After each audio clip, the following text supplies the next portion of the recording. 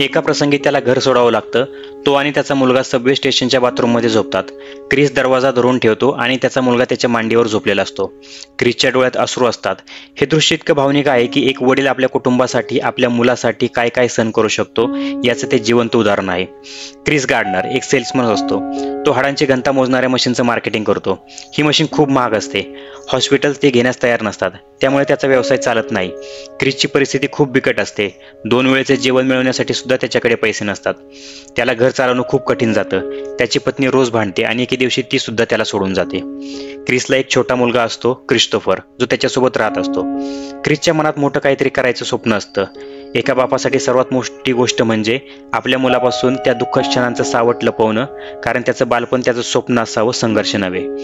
एक दिवस त्याला रस्त्यावर एक स्टॉक ब्रोकर दिसतो, टाय घातलेला, चांगल्या गाडीत बसलेला.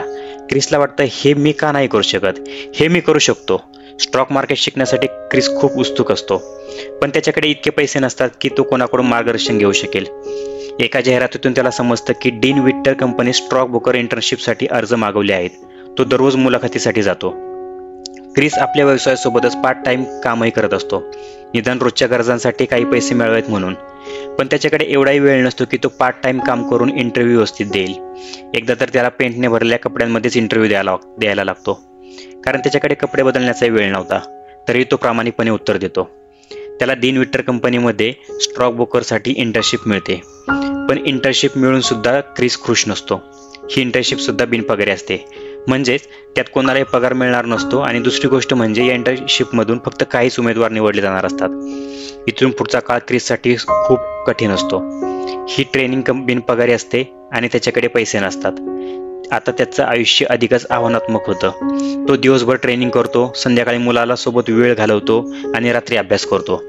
बिनपगारी इंटर्नशिपमुळे आता त्याच्याकडे घराचं भाडं भरणे इतकेही पैसे नसतात आणि एके दिवशी त्याला घर सोडावं लागतं. मग तो आणि त्याचा मुलगा सबवे स्टेशनच्या बाथरूममध्ये झोपतात. क्रिस दरवाजा धरून ठेवतो आणि मुलगा त्याच्या मांडीवर झोपलेला असतो. हे दृश्य अतिशय भावनिक असतं. काही दिवस ते चर्चमधल्या शेल्टरमध्ये पण राहतात, पण तिथे जागा मिळवण्यासाठी तासनतास रांगेत उभं राहावं लागतं, कारण क्रिस सारखेच अनेक लोक तिथे राहण्यासाठी येत असतात.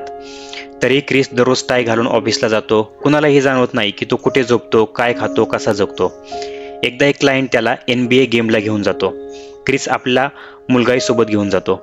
तिथे काहीतरी असं घडतं की त्या क्षणाला क्रिसला असं वाटतं की आता काहीतरी चांगलं होणार आहे. इंटर्नशिपमध्ये खूप मोठी स्पर्धा असते. फक्त एकाच व्यक्तीलाच नोकरी मिळणार असते. शेवटी तो दिवस उजाडतो, ज्या दिवशी निवड झालेल्या उमेदवारांची नावं जाहीर होणार असतात. इतर अनेक नावं घेतली जातात, पण क्रिसचं नाव अजूनही घेतलेलं नसतं. क्रिस खूप निराश होतो, कारण त्याच्या डोळ्यात पुढे आजवरच्या सगळ्या संघर्षाचा पट चाललेला असतो. त्याच्या डोळ्यात अश्रू असतात आणि अखेर त्याचं नाव घेतलं जातं. Chris, you are hired.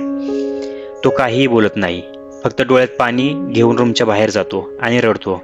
पण हे अश्रू आनंदाचे असतात. त्यानंतर क्रिस खूप मेहनत करतो आणि मोठा शेअर ट्रेडर बनतो. स्वतःची कंपनी सुद्धा सुरू करतो. ही गोष्ट आजच्या तरुणांना, पालकांना आणि स्वप्न बघणाऱ्या प्रत्येकाला एक मोठी प्रेरणा देते. या कहाणीतून आपल्याला खूप मोठा संदेश मिळतो की परिस्थिती कितीही वाईट असली तरी आत्मविश्वास कायम ठेवावा. अपयशातून शिकत गेलं तर यश नक्की मिळतं. बाप मुलाचं नातं, स्वप्नावर ठेवलेला विश्वास आणि कठीण काळात साथ देणारी माणसं, हेच या गोष्टीचं खऱ्या अर्थानं सार आहे. क्रिस गार्डनर ही एक खरी कहाणी आहे, आजच्या लोकांच्या मनात घर करून ठेवणारी. मित्रांनो, कहाणी आवडली असेल तर एक प्रेमळ लाईक द्या आणि असंच काहीतरी ऐकायला सबस्क्राईब तर हक्काचं आहेच. धन्यवाद.